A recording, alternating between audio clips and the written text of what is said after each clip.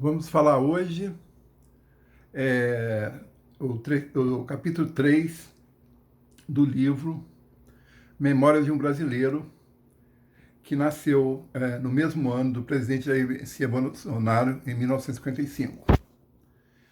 Bem, é, no capítulo anterior, né, é, eu falei sobre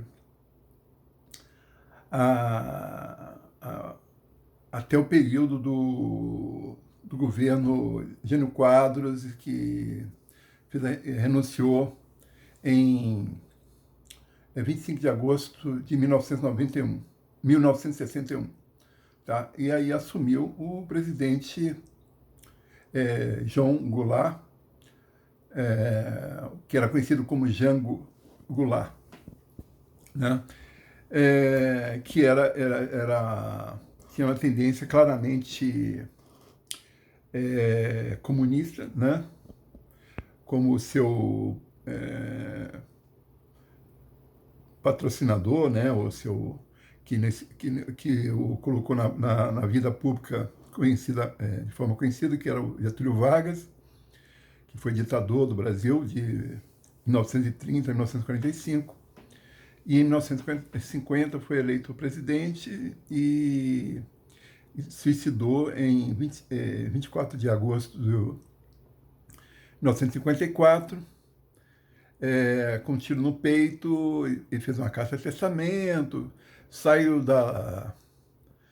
da vida e entra na história, alguma coisa assim, né? E com toda o palavreado populista que marcava o Getúlio Vargas, que era, entre aspas, trabalhista, né, que ele era do PTB. Na verdade, ele era um fascista, comunista, né? E para as pessoas que não sabem, comunismo é irmão siamês do socialismo, que é irmão siamês do fascismo e do nazismo. Tudo que prega um Estado grande, né, onipresente, né, é, é socialista. E no caso do comunismo, tem aliado o ateísmo, né? Jean Goulart, nunca se manifestou claramente a sua crença religiosa. E, pelo visto, era comunista. Bem, então, a minha vida nesse período de até 1966, foi, como eu falei, foi frequentando a fazenda Mutum do meu avô, Alfredo José Leão Martin, né? Onde a gente ia com constância, né? Era muito perto de Teoflotone, né? Perto de distância, uns 20 quilômetros, mas longe em termos de tempo, era em torno de 1 hora de ônibus. Bem, e nessa fazenda do meu avô, como eu falei, havia uma jaqueira na frente, atrás da casa da fazenda existia várias mangueiras, tinha um rio mais no fundo, que tinha os engazeiros, né? A gente pescava, às vezes, lambaris no rio, né? Que colocava para fritar. E outra coisa que me chamava a atenção, que lá também nessa fazenda ia a produção de café, né? Que eram torrados pela minha avó e o pessoal que trabalhava na fazenda. Ou seja, o café era bem fresco, né? Eles tomavam o café, produzindo na própria fazenda. E várias outras coisas eram produzidas na fazenda, né? E as coisas que não eram produzidas, o meu avô vendia no armazém dele, ou na venda dele, que ficava ao lado da casa, da fazenda, né? Que ficava de frente para a Rio Bahia, né? que foi asfaltada durante um dos governos militares, né, se eu não me engano, foi do Costa e Silva. Dos governos militares, na verdade, o melhor de todos foi o Emílio Garrastazu Médici, né, que assumiu com a morte depois de Costa e Silva. Ele foi eleito, né? Todos os presidentes militares foram eleitos, tá?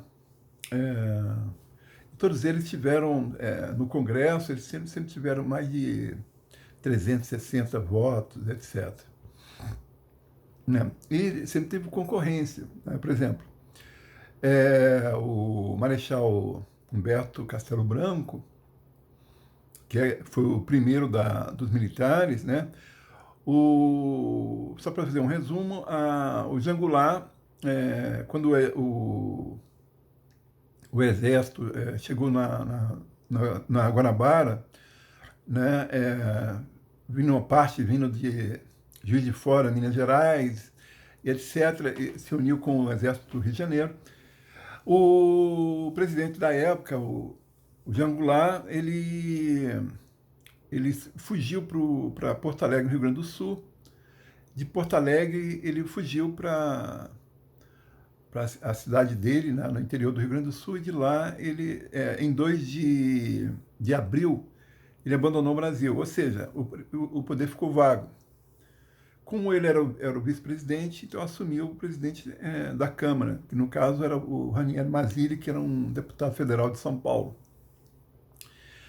Ranieri Mazzilli, e junto com o presidente do Congresso, né, com ele, que era o presidente do Senado, eles organizaram a eleição para presidente da República em 11 de abril de 1964. E nessa eleição participou o Marechal Humberto Castelo Branco, o Juarez Távora e outro candidato. O Juarez Távora só teve 3 votos. E o Marechal Humberto Castelo Branco teve 361 votos, alguma coisa parecida. Ou seja, teve a maioria absoluta dos votos. Da mesma forma, foi eleito o Costa e Silva, e depois foi eleito em 1969 foi eleito o Emílio Garrastazu Médici, que foi o melhor presidente do regime militar. E em 1974 foi eleito o Ernesto Geisel. Contra ele teve aquele conhecido que foi presidente do MDB na época, Ulisses Guimarães, que foi opositor a ele. E no caso do João Figueiredo foi eleito um outro general que a oposição colocou como oposição. E aí o João Figueiredo foi eleito. Então, no fundo, era uma eleição para presidente da República e para governadores, era uma eleição indireta, tá? Mas, ou seja, quem elegeu o Congresso. É coisa que acontece em alguns países. No caso dos Estados Unidos, né, a eleição é indireta. Por quê? Porque ganha o candidato que tiver maior número de colégios eleitorais, né? Ou seja, votos do colégio eleitoral, que é constituído, ou seja, pelos estados, né? Por exemplo, a Flórida tem mais votos. Aliás, por exemplo, no caso, o Trump ganhou, por quê? Porque, apesar do democrata sempre ganhar nos estados de Nova York e Califórnia, que tem maior voto, não é quantidade de votos no colégio eleitoral, mas ele, no total, ele teve muito mais votos do que a Hillary Clinton, né? Porque ele ganhou em estados tipo Flórida, Ohio, ou seja, somando o todo com Texas, etc., ele acabou ganhando no colégio eleitoral. E no caso dos presidentes militares era uma coisa semelhante. Quem elegia era o Congresso, né? Bem, então vamos lá. Então, na fazenda lá do Mutum, que era, como eu falei, era uma vida muito agradável, né? E tinha... na fazenda era quase autossuficiente, né? E à noite não tinha luz, obviamente, mas o meu avô tinha uns candeeiros, né, que funcionavam à base de querosene, que acendia como se fosse uma lâmpada de verdade, né? Os candeeiros, a lâmpada é tão forte que correspondia hoje a uma lâmpada de 60 a 100 watts, tá? E aí ele tinha uns 3 candeeiros que distribuía pela casa da fazenda, né? Obviamente ficava concentrado na sala, tinha na frente uma varanda e tinha, logo em seguida, tinha uma sala grande onde se faziam reuniões, tinha o jantar, né? As pessoas se reuniam. E logo em seguida tinham os quartos nas laterais, etc. E tinha o banheiro no fundo, né? E naquela época não tinha saneamento básico, ou seja, tinha uma fossa, né? Que se cavava e jogava todo os excrementos humanos ali dentro, né? E, obviamente, é claro, se dependendo da situação, aquela fossa podia prejudicar o lençol freático. Mas não era uma profundidade tão grande assim que atingisse o lençol freático. Mas como a água vinha basicamente do rio, que era, na época, era muito limpo, né? Eu acho que chamava Rio Mutum, alguma coisa assim. Bem, e perto da fazenda tinha, quase em frente, assim, uns 200 metros, tinha um curral onde as vacas eram ordenhadas. E mais na frente, mais ou menos 1.000 metros, 2.000 metros, existia uma grota onde que morava uma pessoa chamada Graciliano, que tinha um caolho de um olho, etc.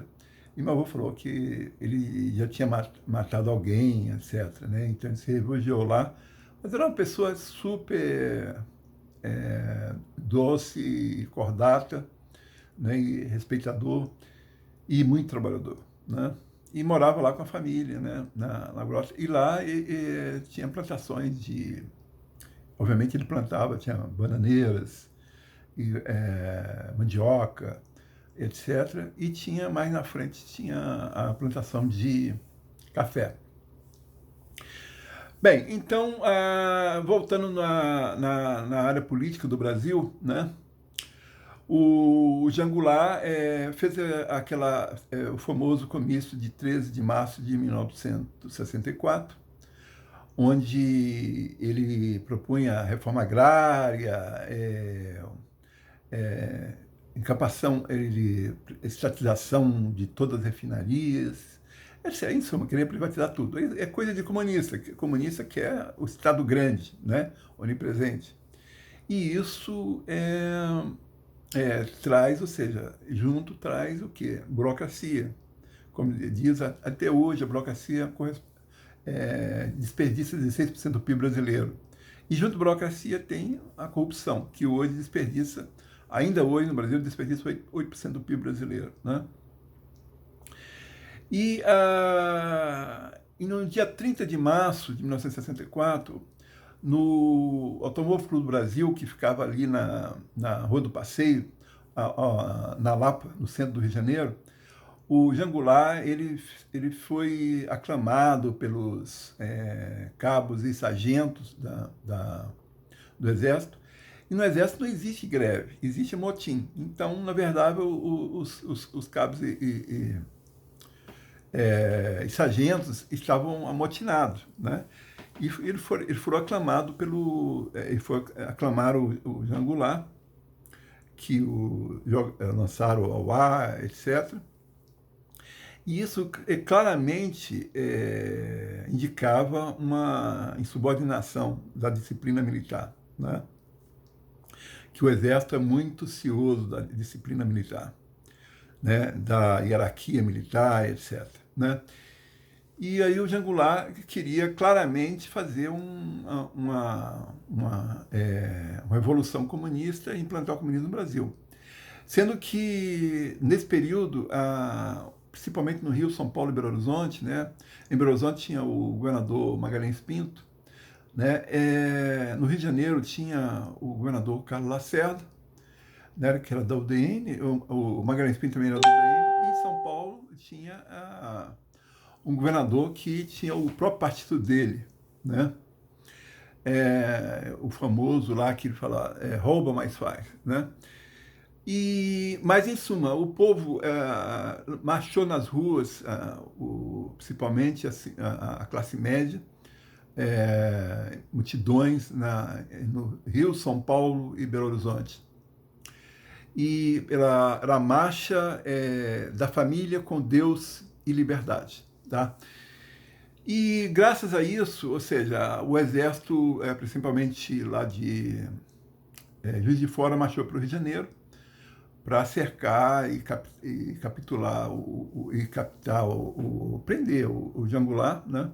Só que ele fugiu como eu falei, para o Rio Grande do Sul, de lá para o interior do Rio Grande do Sul, de lá ele fugiu, em 2 de abril ele fugiu para o Uruguai. Então o poder ficou vago. Aí quando assumiu o deputado federal Ranieri Mazzilli, que era presidente da Câmara, e houve em 11 de abril de 1964 eleição com presença de 3 candidatos, né? O Juarez Távora era um deles, que teve 3 votos, e o Marechal Humberto Castelo Branco teve 361 votos.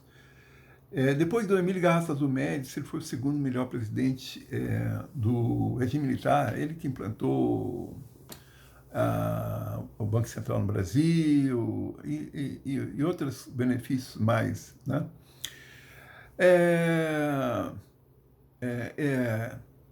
Participou no início do governo, na época, o Roberto Campos, que era o avô do atual presidente do Banco Central do Brasil, né? Agora no governo Jair Messias Bolsonaro.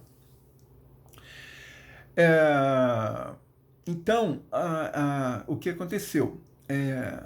Com toda essa mudança, né, houve uma vacância do governo. E aí o pessoal falou que houve um golpe de Estado. Não, não houve um golpe de Estado.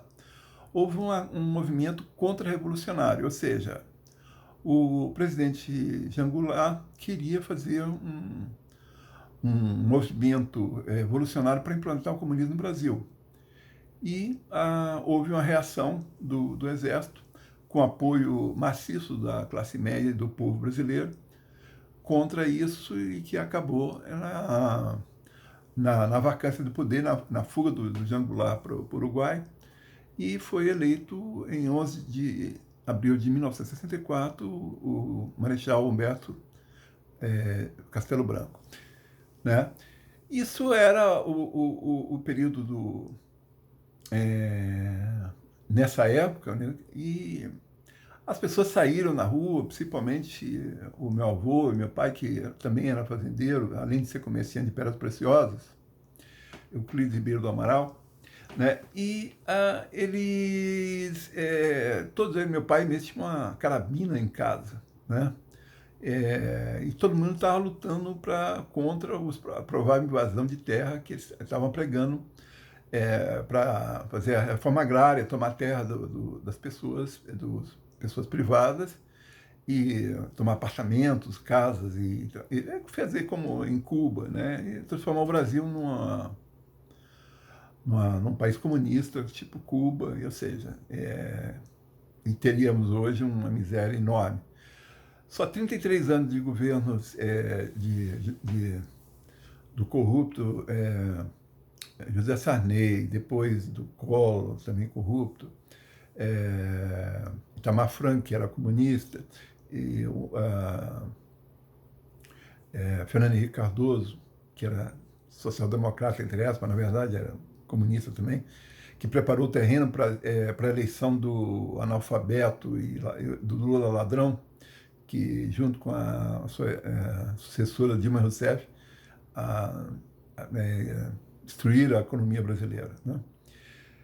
Bem, fazendo um resumo do governo militar, né, do regime militar, em 1964 o Brasil estava na posição 49 de PIB no mundo. E quando o general João Batista Figueiredo largou o governo em 1964, 1984, 85, né, quando foi eleito o comunista Tancredo Neves, né, que estava no MDB, no colégio eleitoral, que também elegiam os militares, né, se bem que o opositor era o corrupto Maluf, que representava a Arena na época, né, e foi o outro lado, foi o comunista Tancredo Neves. E o Tancredo Neves ganhou a eleição, mas ele morreu antes de tomar posse e acabou tomando posse o vice dele, que era o corrupto José Sarney, né? Ficou de 1985 a 1990, né? 5 anos. E durante o governo dele foi aprovada a Constituição de 1988, a Constituição Comunista de 1988, que eles falavam de justiça social, né? Justiça social significa, no fundo, comunismo, né? E assumiu em 1991, né, o Collor, que ficou 2 anos no governo, e foi impeachment em 1992. No próximo capítulo eu vou falar sobre o governo Humberto Castelo Branco, né, das pessoas que participaram do governo dele, como o Roberto Campos, né, que era o tio do atual presidente do Banco Central, que é o Roberto Campos Neto, e outras pessoas, o Bulhões, do pessoal da Fundação Getúlio Vargas, né, que era um pessoal que implantaram rigor fiscal, né, e que afastou do Brasil a inflação na época, né? E aí preparou a economia brasileira para o desenvolvimento enorme e gigantesco que houve o milagre brasileiro, que foi depois de 2 anos do governo. Depois de 2 anos do governo Costa e Silva, houve o milagre brasileiro que foi do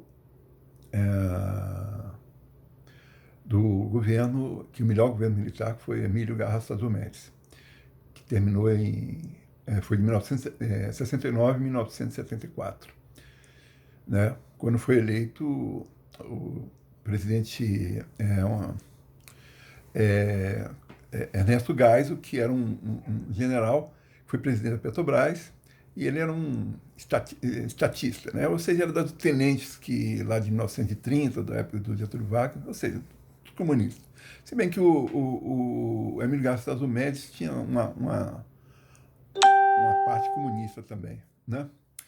Então é isso. No próximo capítulo eu vou detalhar mais, fazer mais pormenores sobre o governo Humberto Castelo Branco, do governo Costa e Silva, né, que morreu em 1969, né? E é ele que implantou o AI-5 em 13 de dezembro de 1968, né? E também falar sobre os movimentos dos terroristas, né, que queriam implantar a ditadura proletária no Brasil, né, ou seja, o comunismo, né, que foi de 1966 até 1974. E quem acabou derrotando todos eles foi, para variar, o melhor governo militar, que foi o Emílio Garrastazu Médici, né? Então é isso. No capítulo 4 eu vou detalhar mais essas coisas, né? E vou falar mais sobre a vida pessoal, né, nos grupos escolares, né, que eu estudei no grupo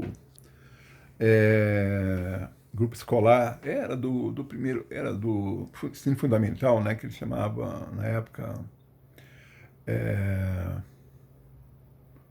ensino fundamental, né, que ia até o 4º ano, depois tinha o 5º ano, que era a admissão, e depois aí depois a gente já passava para o ginásio, que chamava a primeira série de ginásio, e até a 4ª série, E na quarta série você já passava para o primeiro ano científico, depois o segundo ano científico, terceiro ano científico, e aí fazia o vestibular e ia para a faculdade. Foi coisa que eu fiz, né? Eu vou contar também histórias do quarto capítulo, né? Sobre o início da adolescência, né? Os conhecimentos das meninas, né? E os sonhos daquela época, né?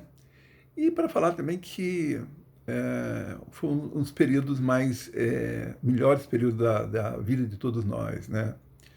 É, que a gente era muito feliz, né? E não sabia que a gente era tão feliz, né?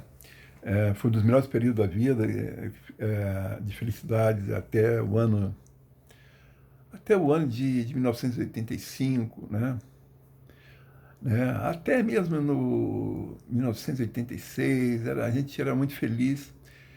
E aí começaram as complicações, etc., exatamente com a Constituição. Né? Em 1988, aí as coisas começaram é, a degringolar, né? O ano ficou muito ruim no final do governo Sarney, depois muito pior ainda no governo Collor, e a situação ficou periclitante durante os governos Itamar Franco e Fernando Henrique Cardoso.